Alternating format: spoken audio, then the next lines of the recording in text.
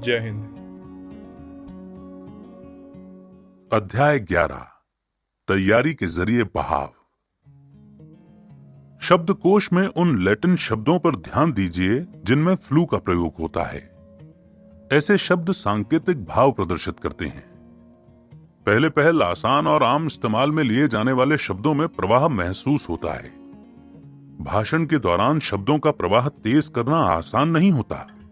इसके लिए निरंतर अभ्यास और भाषण के दौरान होने वाली गलतियों को सुधारना जरूरी होता है। भाषण में बहाव का स्रोत। मोटे तौर पर कहें तो मजबूत तैयारी भाषण में बहाव पैदा करने का एकमात्र तरीका है। निश्चित तौर पर कलाकार में मौजूद पैदाइशी गुण विशेष महत्व रखते हैं, लेकिन जन्म से प्राप्त गुणों को निखारने के लिए अभ्यास की आवश्यकता होती है। अभ्यास के द्वारा उन गुणों को भी हासिल किया जा सकता है जो व्यक्तित्व में प्राकृतिक रूप से मौजूद नहीं होते। यह उदाहरण प्रेरणादायक हो सकता है। शायद हजरत मूसा की तरह आपको भी गलतफहमी हो कि आप में तत्परता की योग्यता नहीं है। क्या यह सोचना बंद किया जा सकता है कि हम तत्पर वक्ता नहीं हैं?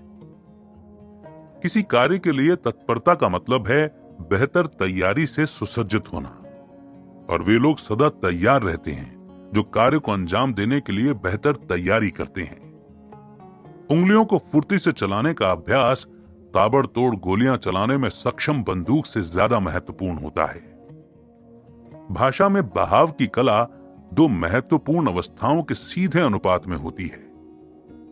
भाषण के विषय और बोलने के अंदाज का पूर्ण ज्ञान होना चाहिए। इस प्रकार भाषण में बहाव पैदा करने के अन्य महत्वपूर्ण सिद्धांतों का बोध होता है। बेहतर तैयारी और निरंतर अभ्यास से भाषण में स्वतः ही बहाव पैदा हो जाता है। विषय के ज्ञान का महत्व।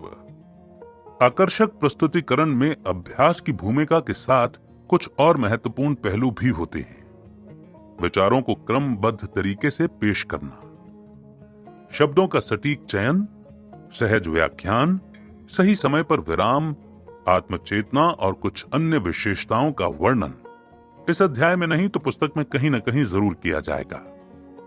आम विषय या विषय विशेष के अनुसार तैयारी की जा सकती है। दरअसल तैयारी की प्रक्रिया में इन दोनों का सटीक मिश्रण होना चाहिए।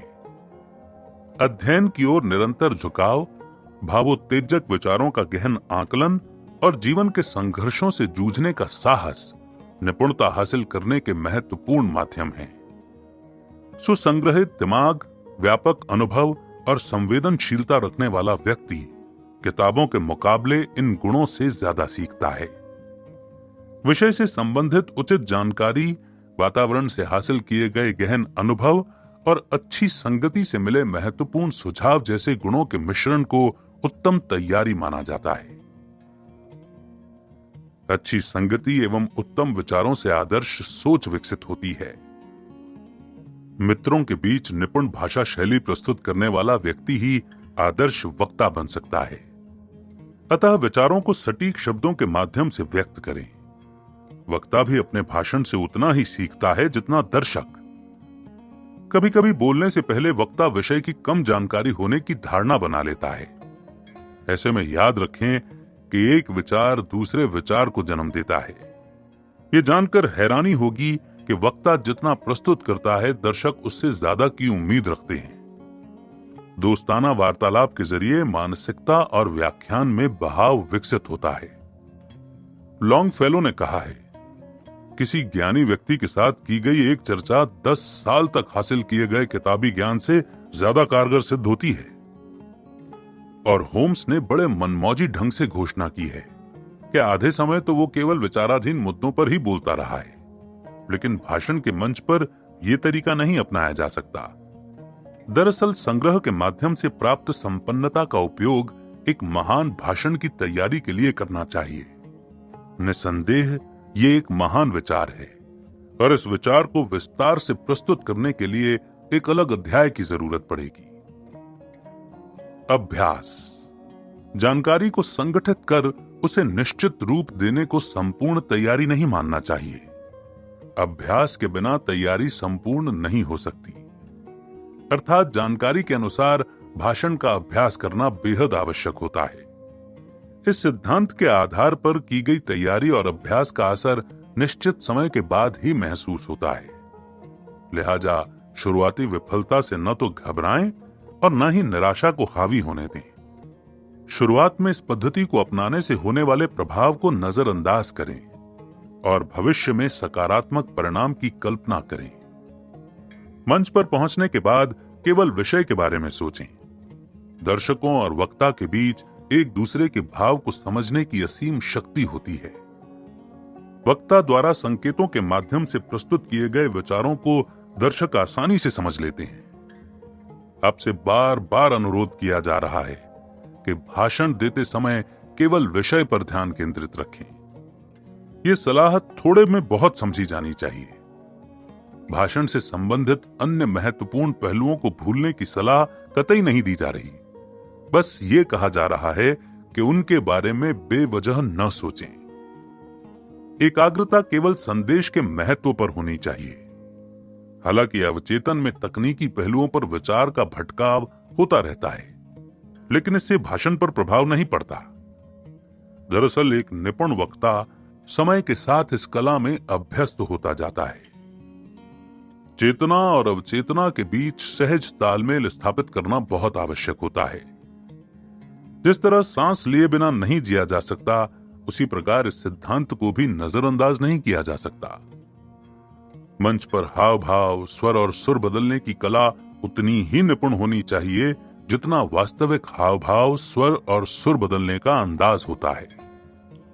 भाषण के दौरान वाक्यों का बहाव कैसा है, बस इतना विचार ही बहाव को बिगाड़ देता है। आत्मविश्वास से संबंधित शुरुआती अध्याय का ध्यान कर उसके निर्देशों को याद कीजिए। सलाह है कि सिद्धांतों को याद किए बिना बोलने की कला को समझिए। यह जरूरी नहीं है और हो भी नहीं सकता कि शब्द के सही उच्चारण के लिए आप भाषण के बीच में सोचना शुरू कर दें। हकीकत यह है कि ग ख क के क्रम को क ख ग के क्रम के मुकाबले याद रखना मुश्किल होता है। दरअसल बचपन से ही व्यक्ति क ख ग के क्रम के लिए अभ्यस्त होता है।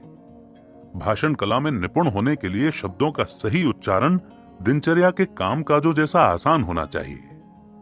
एक नौसिखिए के लिए पियानो बजाने की विधि शुरुआती मुश्किलें खड़ी करती है, लेकिन समय के साथ उंगलियां अभ्यस्त हो जाती हैं। एक समय ऐसा आता है जब पियानो बजाने के लिए उंगलियां खुद ब खुद सटीक सुर पर पानी की तरह तैरने लगती हैं। इसी प्रकार शुरुआती दौर में बोलते वक्त हिचकिचाहट जरूर होती है।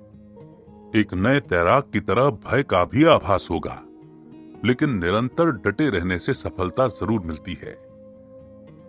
इस प्रकार निरंतर अर्जित किया गया शब्दों का ज्ञान, अभ्यास के द्वारा भाषा शैली में हासिल की गई सहजता और विराम एवं ठहराव का सटीक उपयोग धीरे धीरे स्वाभाविक होता चला जाता है। समय के साथ भाषा का बहाव अभ्यास के अनुरूप ढलता जाता है, लेकिन इसके लिए कड़ी मेहनत की जरूरत होती है। मेहनत से कौन सी चीज हासिल नहीं की जा सकती। कड़ी मेहनत लक्ष्य हासिल करने का एकमात्र रास्ता है। कड़ी मेहनत से हासिल की गई सफलता सबसे ज्यादा संतोषजनक होती है। यादगार भाषण के लिए सोचे गए विचार और कड़े अभ्यास का फल अति स्वादिष्ट होता है।